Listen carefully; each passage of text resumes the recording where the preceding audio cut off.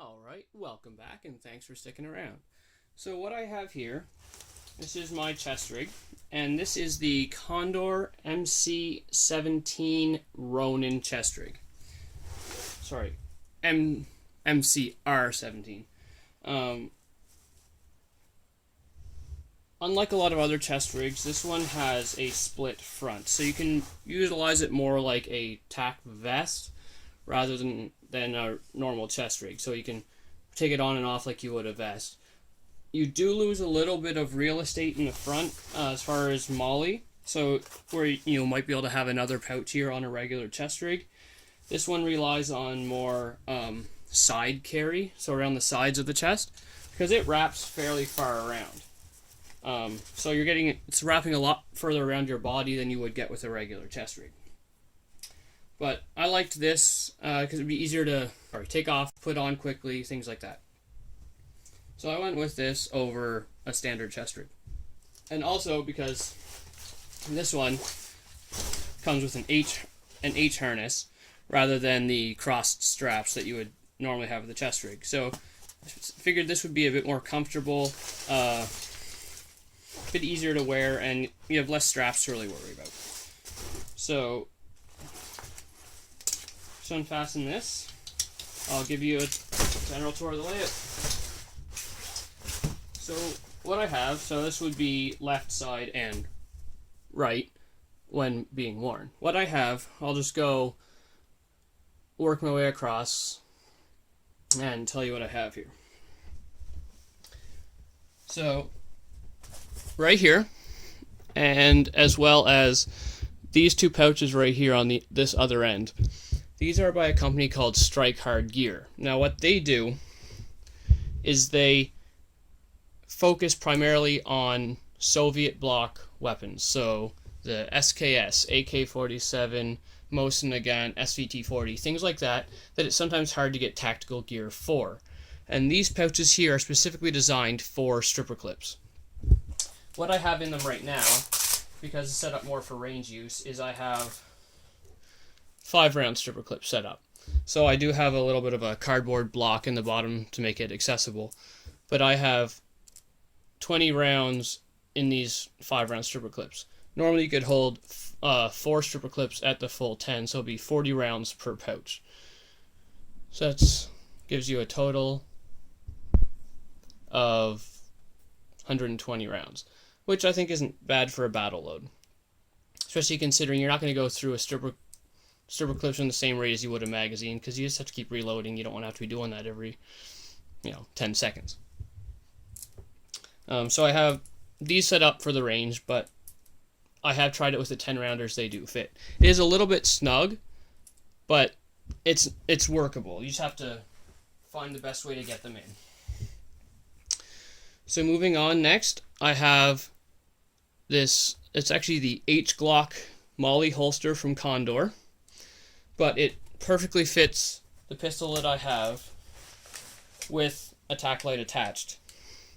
Now, just to show this is clear, this is an FMK 9C1 in 9mm, and I have an AIM Sports tack light attached on the end there. It's a pretty good gun. I like it. It's comfortable, fits my hand really well. I don't have huge hands, so it's just a good, comfortable fit. Not an expensive, super big name gun by any means. It's a fairly new company. They've only been manufacturing for, 5 years. And this is the Gen 2. It has had a trigger upgrade, just to has a bit better safety in it, bit better reset time, bit more crisp. But it is all still a FMK trigger, just a new factory one that they released. So that fits perfectly in this holster. And it comes with a mag pouch that you can attach either on the side, on it, remove it completely, you can have it on your belt, whatever. That holds a double stack magazine really easily. So moving over next, I have my blowout kit. This is actually another Strike Hard Gear pouch. I was going to put 4 on this chest rig for more ammo, but I ran out of room to get everything I wanted on it. So I repurposed one of the stripper clip pouches and turned it into a medical pouch. Now this isn't a full first aid kit, it is a trauma pouch. So I have my blowout kit here, which is just your basic pressure bandage, some gauze pads, this stuff to stop a traumatic bleed. And then I have gloves, trauma shears, and a set of hemostats as well. And that is accessible with both hands. A bit of a reach with the left, but it is reachable. I have tried it.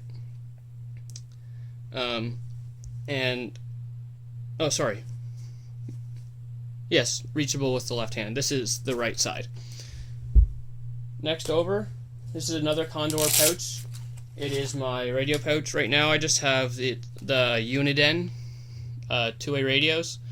They're FRS, GMRS. It says something like 26 miles.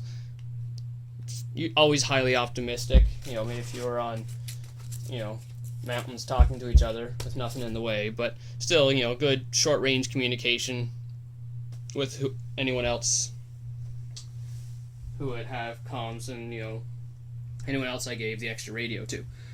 I do plan on getting a headset that I can run up the shoulder, that so you don't have a loud radio and be in the ear.